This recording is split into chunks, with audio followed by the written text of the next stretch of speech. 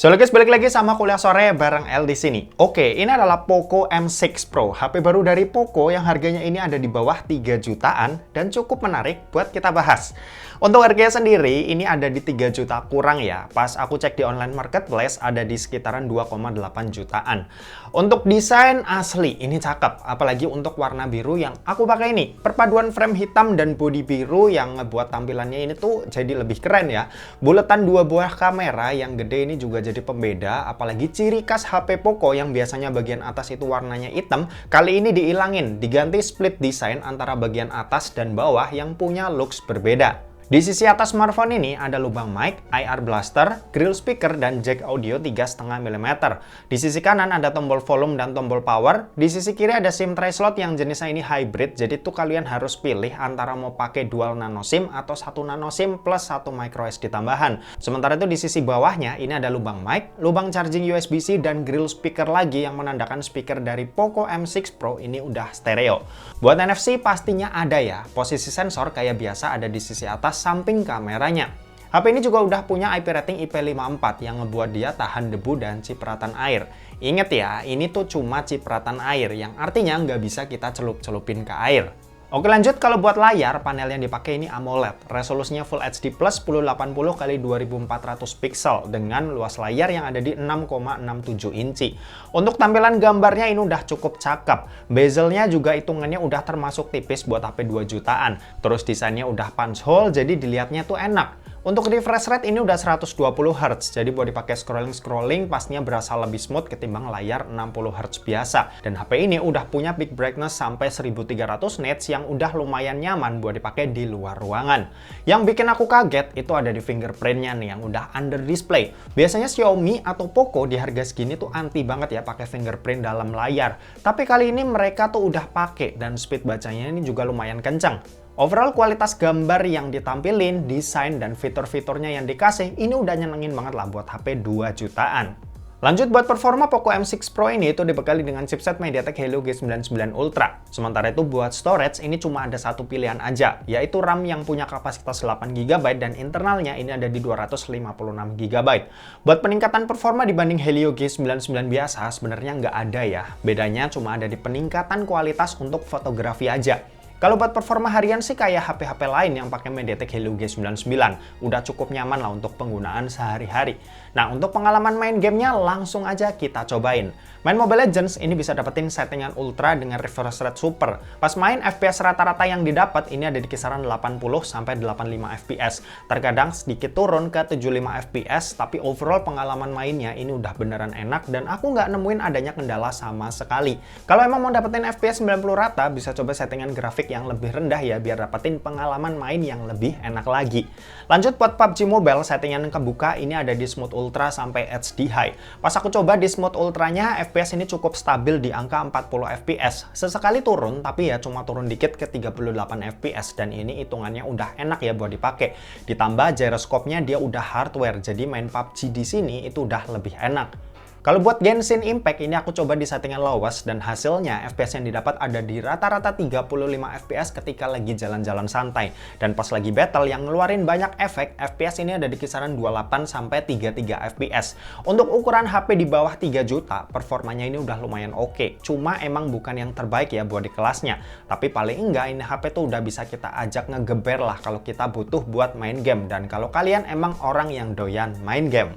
Untuk baterainya sendiri, Poco M6 Pro ini tuh punya baterai berkapasitas 5000 mAh yang buat dipakai nonton YouTube selama 1 jam, baterainya ini berkurang sebanyak 6%. Main sosmed, IG, dan TikTokan selama 1 jam, baterainya ini berkurang sebanyak 7%, dan buat main Genshin di settingan lowest selama 1 jam, baterainya ini berkurang sebanyak 21%.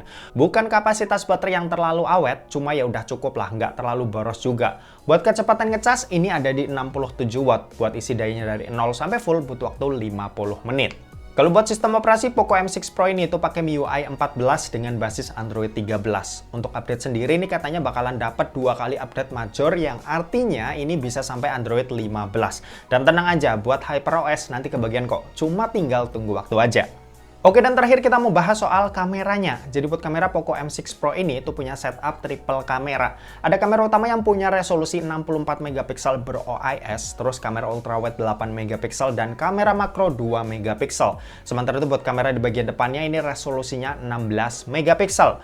Buat hasilnya jujur aja ini cukup bagus. Terus buat konsistensi antar lensa sebenarnya agak kurang ya, dimana kamera ultrawide-nya punya hasil yang dynamic range-nya ini nggak sebagus kamera utama.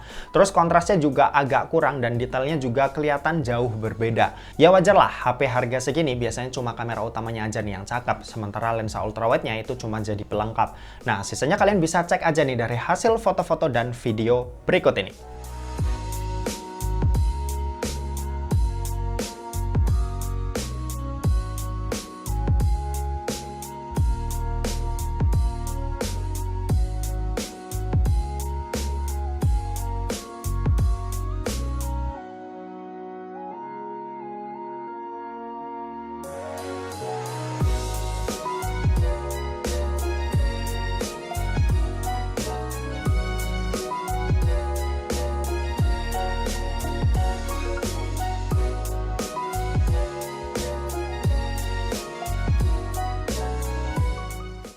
Oke, ini contoh perekaman video dari Poco M6 Pro, direkam pakai resolusi Full HD 30 fps.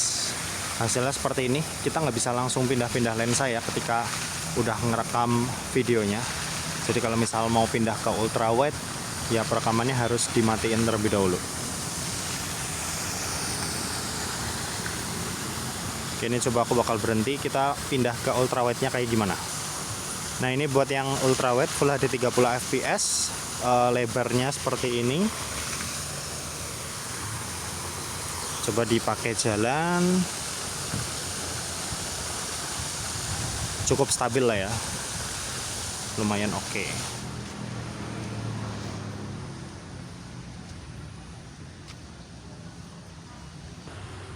Oke, kali ini buat Full HD 60 fps dari Poco M6 Pro.